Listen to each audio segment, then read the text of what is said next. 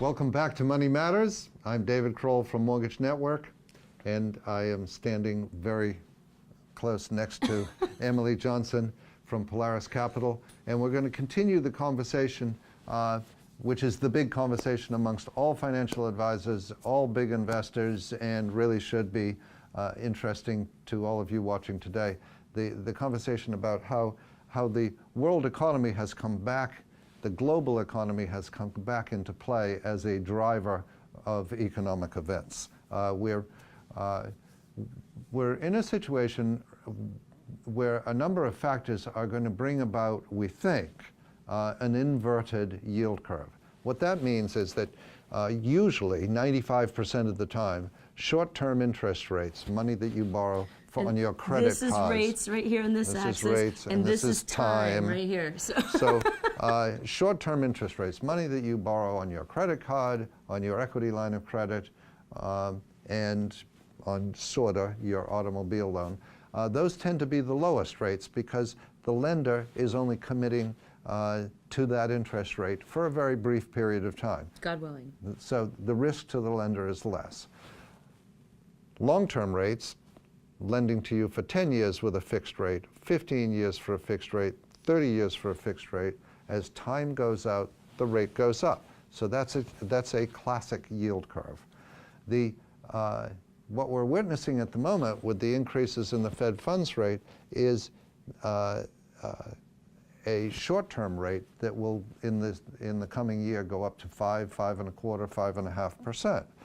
However, pouring still into the U.S. economy and into treasuries is massive amounts of money looking for your long-term security.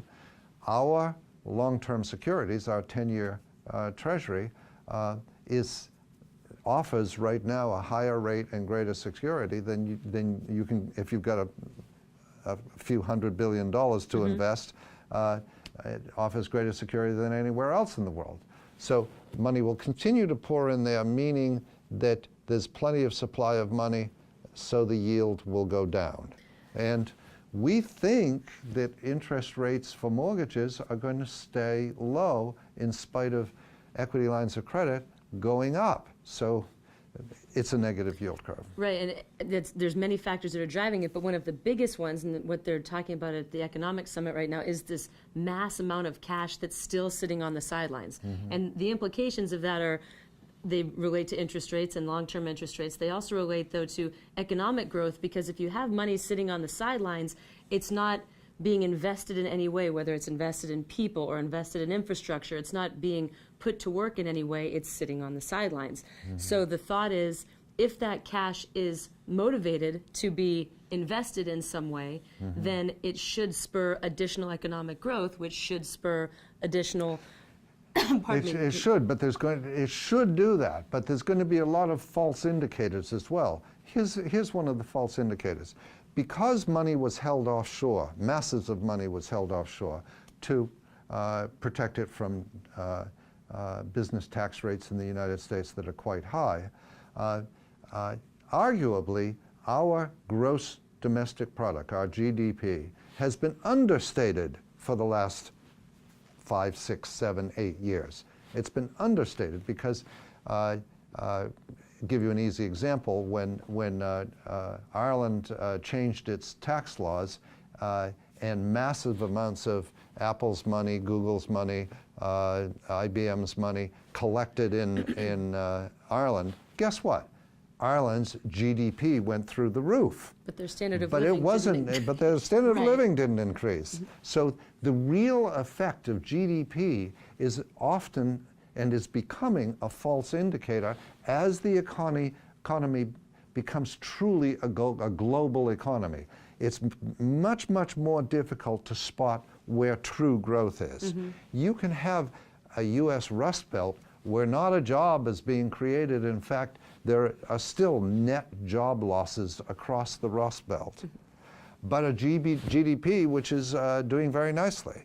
And GDP becomes a false indicator in that case. Now, the tax law has changed.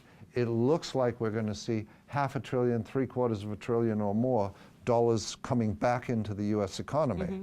That's going to give a false read to our GDP. Right. And for the next 2 or 3 or 4 quarters, we're going to have a higher GDP than we really have growth and productivity under it. Right. And it's a very interesting thing. It is, especially when you're seeing, with all the cash that's being brought back into the United States and with the tax changes, you're seeing more and more announcements of Home Depot is paying $1,000 a bonus, and another company is doubling their match on 401ks. So this is kind of like just getting a big, like a tax windfall. It's like Main Street America getting a tax windfall. Well, but what do people usually do with those tax windfalls? They spend them. Well, they either pay off credit cards, meaning they've already spent the money, which doesn't actually go back into the economy, but or they might spend it, but It's because our usually spending's debt reduction. You're right. It's usually so debt reduction. it's not actually going to go back. Most likely, we'll see. It's not likely to go back in and spur the economy in that way. The spurring will be coming, hopefully, from job creation, real job creation, And to which David's is point, which is a more difficult proposition because that takes planning, training.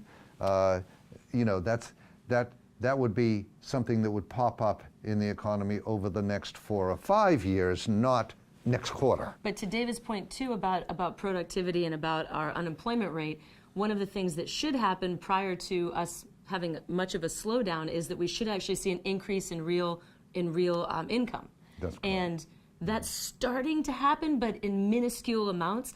But in theory, if we have extremely low employment, but we have a lot of need and we have a lot of cash that's rolling into the United States, in theory, we should actually have an increase or some type of growth in real income. Yeah. So in theory, that should happen first, which should actually drive, of course, a little bit more economic growth, however you want to measure it. It should also drive real inflation that's behind that growth as opposed to bad inflation. It should be good inflation. Notice in our conversation today, that's the first time that the I word has been used. Because that, like a Grimm's fairy tale, behind that tree, behind that bush over there, lurks inflation, the good kind and the bad kind. It lurks there, and the economists are literally like fingertips on a hot stove.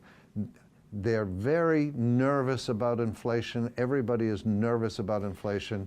The good kind simply means that the true economy is growing. The bad kind means that all of these false shifts in capital distribution click off a burst of inflation. So other than a big political surprise, the real fear that most economists, that most market analysts have right now is some sort of a real jump up, a surprise jump in interest rates.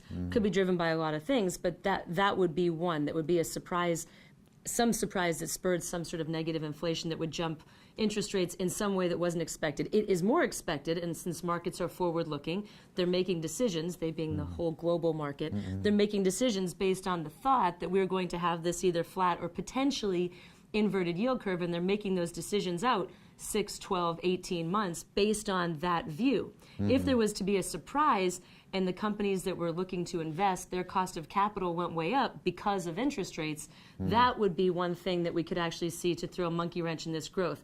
However, as we're listening to all these economists and analysts that are over at this economic summit right now, I almost get excited about Davos. It's kind of like, it's like the Super Bowl. She really needs to get a life. I do, you know? I know. But it's interesting to hear some of these great minds all together with different perspectives.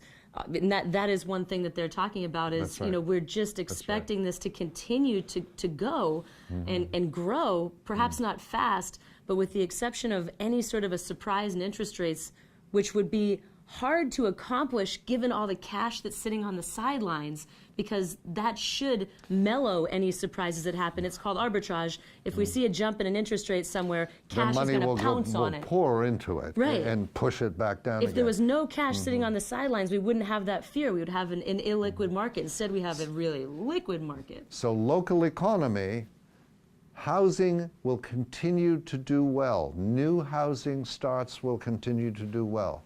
Existing housing prices should stay stable and slowly increase. Should be a stable market. baby boomers retiring here, bringing dollars and spending them should very much still be the dominant variable in our economy. We have a lot more that we can discuss on this topic, so we'll be back next week with more Money Matters. Please stick with us.